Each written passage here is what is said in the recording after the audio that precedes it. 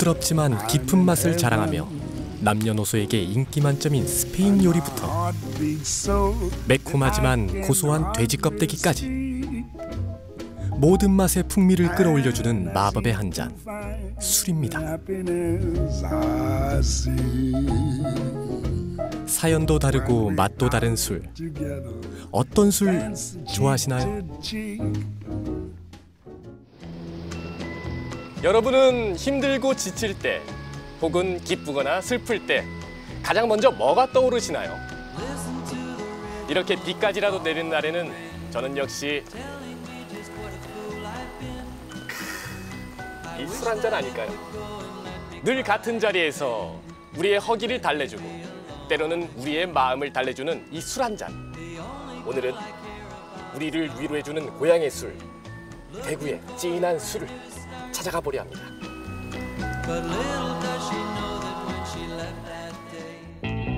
오직 대구에서만 맛볼 수 있는 구수한 술 맛을 따라가는 여정, 기대가 되는데요. 입구에서부터 세월의 흔적이 듬뿍 담긴 이곳. 동네 주민들의 사랑방 역할을 톡톡히 하며 30년이 넘게 늘 그 자리를 지키고 있는 작은 술집입니다. 이곳에서 지친 하루에 다사다난했던 사연을 술 한 잔으로 털어버리는 거죠. 기쁠 때나 슬플 때나 먹는 게 맞죠? 특히 비 올 때 삶을 지탱해주는 게 술. 피로 회복제. 하루에 끝이 소주지. 막걸리. 제가 먹고 이 친구 먹고 우리가 이야기 대화가 즐거우면은 그게 최고고. 한 잔, 두 잔, 술잔을 넘기며 고단했던 하루를 마무리하던 사연. 벌써 30년이 넘게 차곡차곡 쌓여 있습니다. 벽에 적어둔 사랑의 맹세, 소원했던 친구들에게 미안한 마음을 담은 글까지 모두 술 한 잔이 만들어낸 이야기들이죠. 처음에 제가 장사를 시작할 때 찾아오던 단골 손님들이 한동안 이제 안 보이시고 연락이 없으시다가 한 10년 만에 찾아오셔가지고 이제 자신들이 본인들이 적은 글귀를 찾고 막 좋아하실 때 그때 참 행복해요. 잊고 지낸 술 한 잔이 다시 떠오르는 또 다른 이유는 주인장의 손맛에도 비밀이 있습니다. 비라도 쏟아지는 날에는 절대 잊을 수 없는 맛. 부드러운 쪽파와 감칠맛을 더해주는 해물까지 듬뿍 넣어 만든 해물파전. 해물파전 한 잔과 부드러운 술 한 잔. 잊을 수 없는 조합이죠. 지글지글 전 부치는 소리. 술 한 잔을 부르는 마법의 소리 아닐까요? 이것 또한 별미입니다. 칼칼한 양념에 쫀득한 돼지 껍데기를 조려낸 주인장의 특제 요리. 조리법이 가장 중요합니다. 이 껍데기에 국물이 짜작짜작하게 스며들어야 이 껍데기 맛이 우러나거든요. 매콤한 마늘과 칼칼한 고추까지 더해진 돼지 껍데기 볶음. 그야말로 술을 부르는 최고의 안주가 완성됩니다. 이 맛을 잊지 못해 모여든 사람들. 여기에 구수한 막걸리 한 사발이 더해지면서 기분 좋은 하루의 끝을 맞이하는 거. 다들 이 기분 아시죠?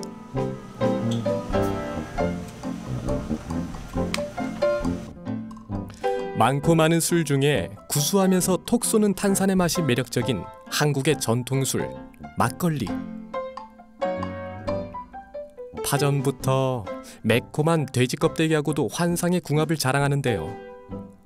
대구의 막걸리가 자리 잡게 된 건 다 이유가 있습니다. 바로 서문시장 때문인데요. 조선시대부터 전국 3대 시장으로 불리며 경상도를 오가는 물류의 중심이었던 서문시장.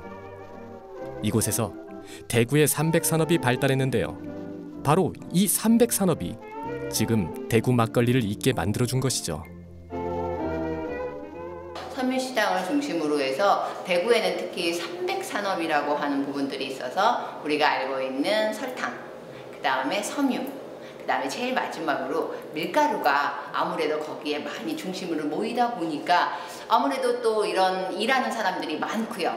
힘든 어떤 그 노동의 대가를 받을 수 있는 게 아무래도 술이지 않을까 싶어요. 그래서 밀가루도 많고 하다 보니까 밀가루로 만든 밀 막걸리들이 좀 유행을 했던 그런 부분인 것 같아요. 쌀로 만든 막걸리는 노동자들이 밥 대신 마시며 지친 몸과 마음을 달래던 술이었습니다. 하지만 쌀이 귀했던 시절, 쌀로 술을 빚는 게 금지되며 쌀 대신 밀가루로 막걸리를 빚었는데요. 밀가루가 많던 대구는 자연스럽게 막걸리가 성행한 것이죠.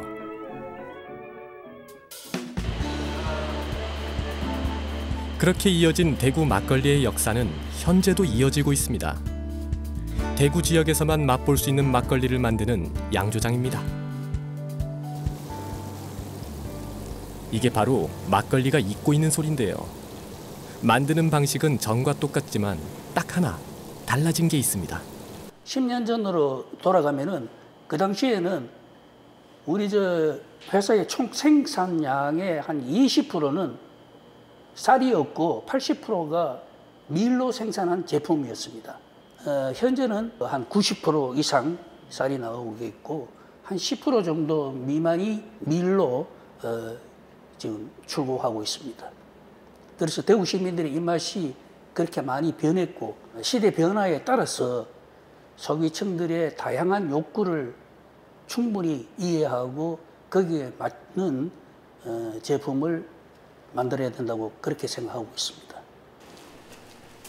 쌀 막걸리를 찾는 사람들이 늘어나며 주 재료가 밀에서 쌀로 바뀐 겁니다. 대구의 더운 기후에 맞게 원료를 관리하는 것도 다 방법이 있습니다. 서늘한 온도와 적당한 습도 유지는 24시간 365일 기본적으로 해야 합니다. 지금 보시면은 온도, 습도도 다 중요하지만 이 이객 관리도 해야 됩니다. 왜냐면은 이게 붙어 있으면은 공기가 안 통해 갖고 여기서 또 열이 발생할 수 있습니다. 그렇기 때문에 항상 공기가 통할 수 있도록 앞뒤 좌우 이객 관리를 하고 있습니다. 간격에 맞춰 보관된 원료는 잘 배합되어 발효의 과정을 거칩니다. 그 후에 막걸리가 되기 위한 마지막 관문, 재성 공정을 거쳐야 합니다. 이 작업이 제일 중요한 게 뭐냐 하면은 알코올 도수와 당도를 여기서 실험실에서 측정한 후에 이제 거기에 맞춘 급수라고 보시면 되겠습니다. 만드는 과정은 옛날과 다르지 않지만 시대에 따라 재료도 달라지고 사람들의 입맛도 달라지며 막걸리의 맛도 성장하고 있습니다.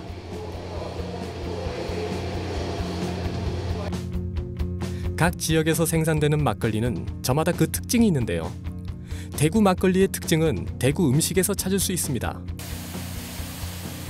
대구의 대표적인 맛인 칼칼하고 매운맛. 막걸리도 이 강렬한 맛이 담겨 있는 게 특징입니다. 대구 지역의 기후가 좀 덥고 춥고 하는 게 이런 게 좀 강하다 보이긴 해. 우리 대구 사람들의 이 입맛의 스타일도 좀 카랑카랑하다든지 좀 강렬한 맛을 많이 찾고 있지 않나 그렇게 생각하고 있습니다. 대구 사람들의 입맛에 맞는 술을 만드는 과정. 그 명맥이 이어지기 위해서는 이를 계승하는 사람들이 있어야겠죠.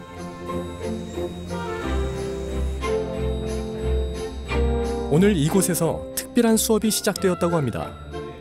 대구의 전통 막걸리를 만드는 아카데미 과정이 신설된 건데요. 모집 인원의 3배가 넘는 지원자가 신청할 정도로 인기가 대단했다고 합니다. 평소부터 막걸리에 대해서 관심이 조금 있었는데 한번 꼭 참여해보고 싶다 이런 생각이 들어가지고 참여를 하게 되었습니다. 지역 특산물을 가지고 막걸리를 만들면 참 좋을 것 같은데 사실 대구에서 가장 기대하고 있는 걸 팔공산 미나리 가지고도 할 수 있거나 한국에서밖에 생산되지 않는 이제 유자를 이용해서 다시 한번 만들어 볼까 하고 좀 생각을 하고 있습니다. 저는 정말로 농담도 아니고 정말로 한번 잘 배워서 멋지게 한번 해보고 싶습니다. 대구를 대표하는 막걸리 한번 만들어 보겠습니다.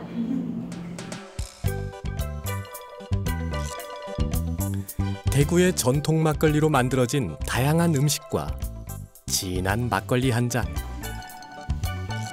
이 깊은 맛을 전수받으려는 이유는 막걸리를 찾는 사람들이 늘어났기 때문입니다.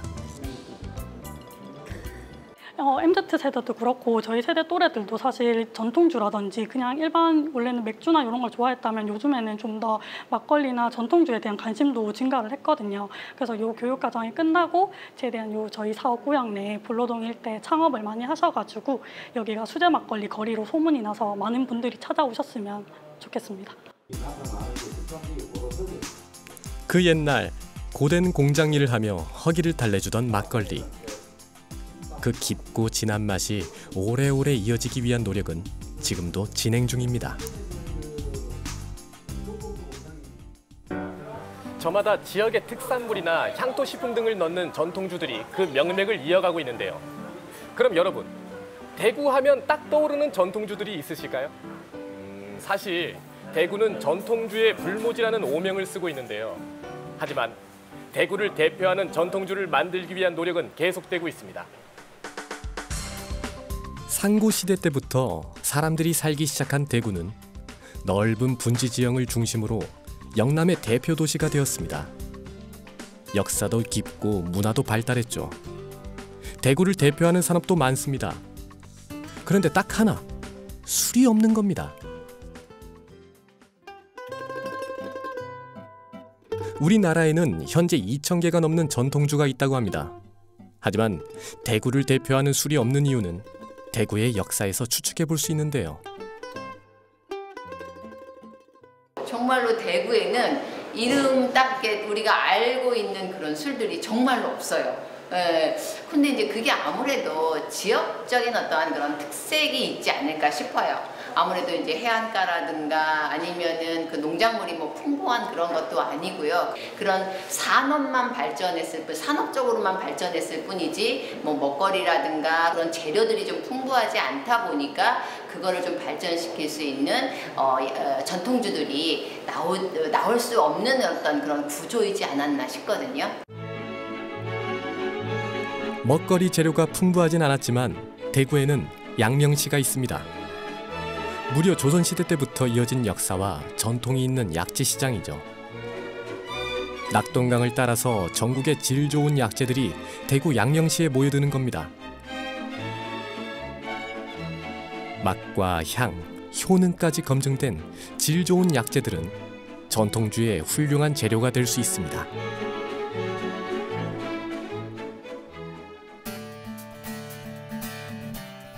오랜 기간 쌓아온 약재 관리 노하우는 좋은 술맛을 내기 위한 밑거름이 됩니다. 특유의 맛과 향이 가득한 약재는 술과 만나면서 대구의 특산주로 재탄생하는 과정을 거치는 겁니다.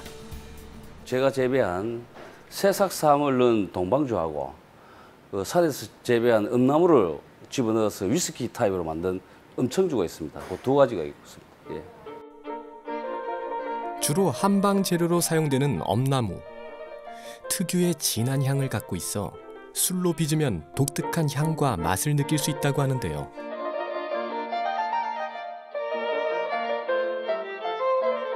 새싹삼을 통째로 넣은 새싹삼주는 은은한 향이 특징입니다.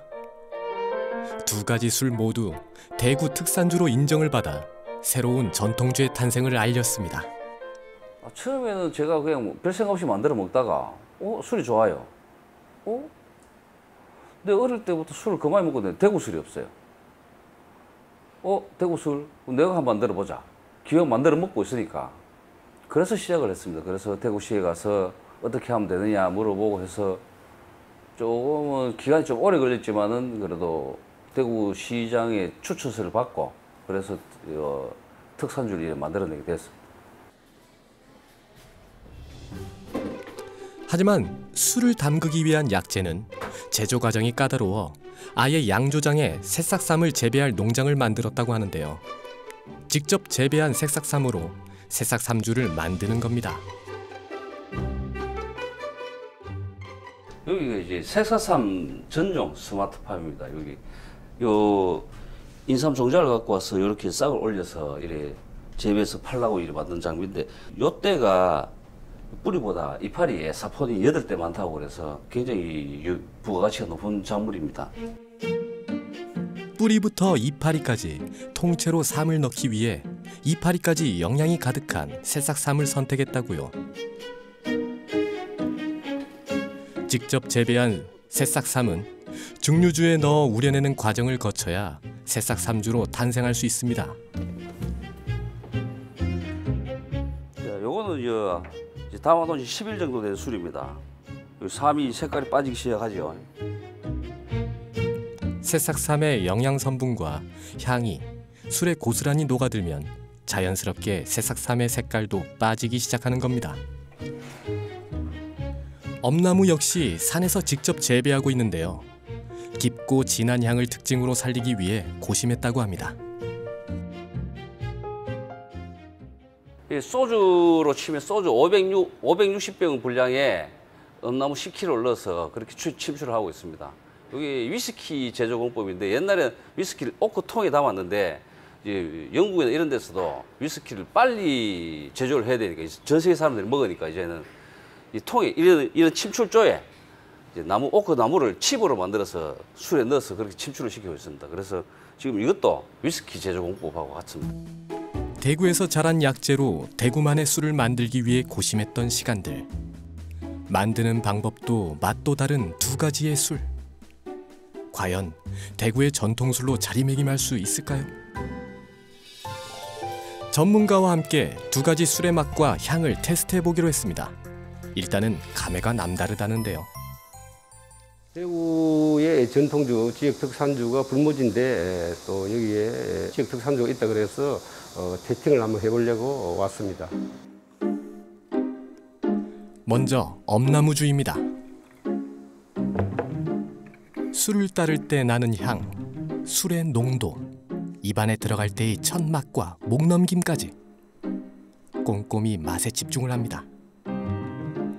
대구의 엄나무주가 위스키처럼 세계적인 술이 될 수 있을까요?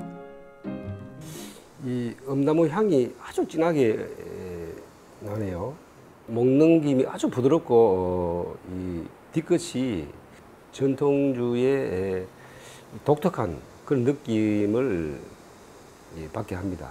조금 색감이 좀 다운되는데 좀 더 영롱한 그런 색감으로 만들 수 있다면 더 좋은 그런 술이 되지 않을까 그런 생각을 해봅니다. 물로 입안을 정리한 뒤 이번에는 새싹 삼주를 테스트합니다. 마찬가지로 향과 맛, 농도, 목넘김을 꼼꼼히 확인하는데요. 대구를 대표하는 전통술이 될 수 있을까요? 일단 뭐 시각적인 이 병 모양은 아주 좋습니다. 소비자들이 쉽게 손이 갈 것 같은 그런 느낌이 들고요. 해 끝에서 싹 이 인삼향이 감도는 게 이 와인을 마신 듯한 그런 느낌을 조금 받고요. 인삼 특유의 향이 이 기분을 좋게 합니다. 조금 더 연구해서 현재는 이 알코올이 18%이지만은 뭐 한 25도 아니면 조금 뭐 이 증류주로 해서 뭐 한 40도, 45도까지 알코올을 업시킬 수 있으면은 또 독특한 이 술의 맛이 나지 않을까. 18%, 뭐 25%, 한 40% 이런 단계로 만들 수 있다면은 좀 괜찮지 않을까 그런 느낌이 듭니다. 알코올 도수를 다양하게 만들어 선택지를 넓히는 것도 좋은 방법이라는 겁니다. 일단 소비자 반응은 좋습니다. 삼이 들어가 있네. 그렇네. 삼 원래 색깔을 이렇게 이파리 색깔을 하얗게 빼기가 쉽지 않은데 이 아무래도 삼이 들어가 있으니까 이게 그냥 먹는 것보다 그냥 술 먹는 소주 먹는 것보다는 훨씬 몸에도 낫지 않겠나. 사실 대구라는 동네가 좀 특산주가 만들어질 수 있는 그런 동네는 아닌데 나름대로 좀 개발을 했다 하니까 뭐랄까 한번 맛 한번 봐야 되지 않을까 그런 생각도 드네요. 그렇다면 지역의 대표하는 술, 전통주는 왜 필요한 걸까요? 전통주를 만들기 위해선 어떤 노력이 필요할까요? 그 지역에서 생산되는 농산물을 활용해서 뭔가 관광 상품을 만들어야 되겠죠. 그럼으로써 일자리 창출이랑 연계가 되고, 그래서 젊은 친구들이 학교를 졸업하고 일자리가 생겨날 수 있으니까 그 수익 창출과 일자리 창출, 관광객들이 그 지역을 방문해서 그 농산물을, 그 상품을 구매해서 타 지역에 그 지역을 알리는 효과가 가장 크다고 볼 수 있습니다.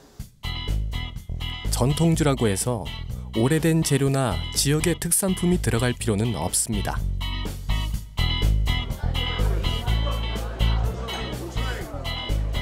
대구에서만 맛볼 수 있는 술로 대구 사람들의 입맛을 사로잡으면 그게 바로 지역을 대표하는 술이 되는 거죠. 퇴근하고 나와가지고 술이 좀 고프더라고요, 오늘.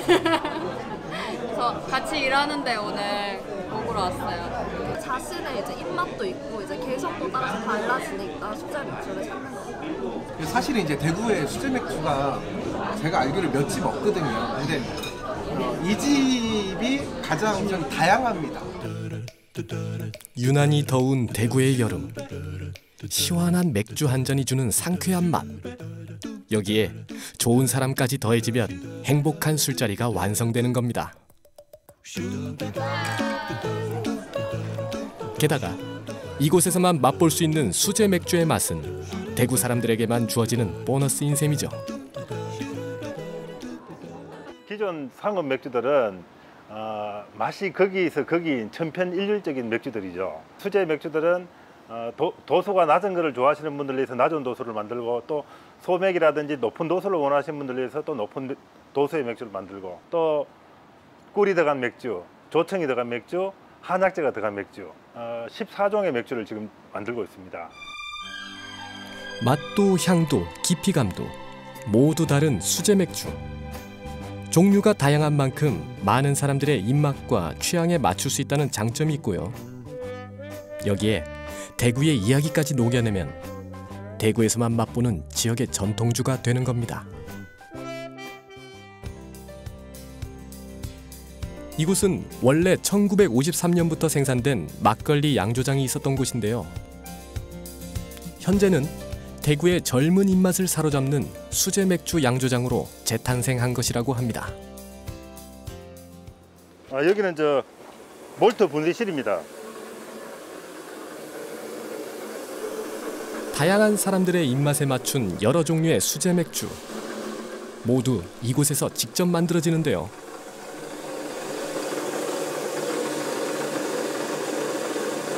맥주를 만드는 첫 번째 과정인 몰트를 분쇄를 하고 있습니다. 그러니까 충분한 당분을 얻기 위해서 적당하게 파쇄를 해야 되는 거죠. 몰트는 맥주를 만드는 가장 기본적인 원료. 몰트를 분쇄하는 과정부터 맥주의 맛이 시작됩니다. 몰트를 잘 분쇄했다면 이번에는 한 곳에 모아 본격적인 수제 맥주 만들기가 시작됩니다. 여기서 그렇지 끓이는 건가요? 아니, 끓이는 게 아니고 이건 우려내는 겁니다. 차처럼 계속 반복해서 그 물로 순환을 시켜서 우리가 원하는 당분이 나올 때까지 순환을 시킵니다. 일정한 온도로 반복해서 몰트를 잘 우려내고, 우려낸 몰트는 찌꺼기를 제거한 뒤 물과 홉을 넣어 끓이는 보일링 작업을 합니다. 그 다음 숙성의 시간을 거쳐 우리가 먹는 수제 맥주가 완성되는 것이죠. 특히 우려내는 작업에 심혈을 기울이는 이유가 있습니다. 바로 이 작업이 맥주의 도수와 당도를 정하기 때문인데요. 그래서 몰트가 다 우러날 때쯤이면 당도를 확인하기 위해 따로 샘플링 테스트를 진행하는데요. 정확한 확인을 위해 얼음물로 온도를 낮춘 뒤 당도 측정을 진행합니다. 엄청 중요하죠. 맥주를 만들 때 가장 중요한 체크죠. 이게 맞지 않으면 우리가 선택한 알코올 도수가 나오지 않으니까요. 그 알코올 도수는 이미 허가를 받은 상태니까 그 알코올 도수가 플러스 마이너스 0.5도 안에 일치를 해야 되니까 엄청 중요한 겁니다. 당도 측정과 보일링, 숙성의 과정에 따라 각각 다른 맛의 수제 맥주가 탄생하게 됩니다. 미세한 차이로 맛도 달라지는 거죠.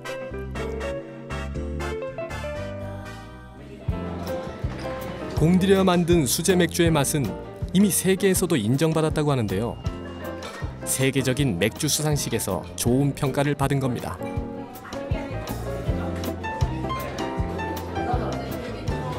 자연스럽게 맥주의 맛을 보기 위해 찾는 이들도 늘어나고 있는 거죠.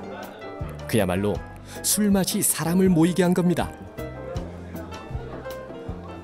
예전에는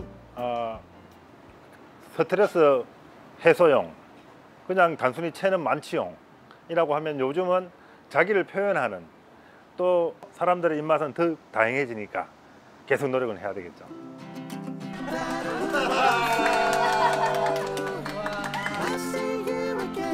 좋은 술과 맛있는 안주가 있는 자리. 술자리가 주는 기분 좋은 만남은 고된 하루를 보낸 나에게 주는 선물 같은 시간입니다. 저 같은 경우는 육아 스트레스도 있고 하니까 친구들끼리 이렇게 같이 모이면 너무 즐겁게 술자리도 함께하고 너무 좋은 것 같아요.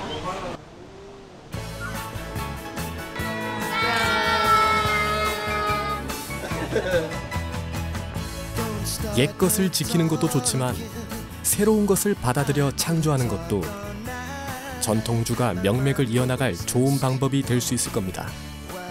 대구를 대표하는 전통주가 되는 방법도 마찬가지겠죠. 물론 우리 모두의 관심과 응원도 대구의 전통주를 만드는 밑거름이라는 사실 기억해 주세요. 좋은 술이 되기 위한 것은 좋은 가치를 심어야 되겠죠. 생각을 하고 부단히 노력을 해서. 대구 오면은 사갖고 와야 되는 술, 안 그러면 대구 사람들이 지방 나갈 때 누구 선물할 때 갖고 가는 술, 그래 하고 싶어요.